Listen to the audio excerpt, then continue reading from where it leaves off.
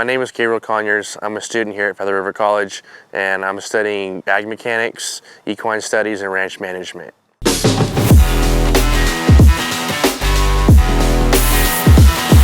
feel like once I graduate, get my degree, I will take all my skills and all the things that I've learned with the CTE program and my degree and either go work on a ranch or have my own ranch and start my own business sometime in the future.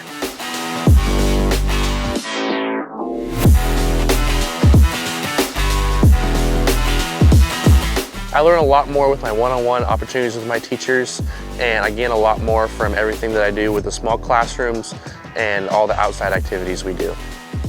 The CTE program attracted me because I really like the idea of being able to work in the industry at the college while doing my degree, and I'm just taking advantage of being able to learn and work and have hands-on experience while I'm going to school.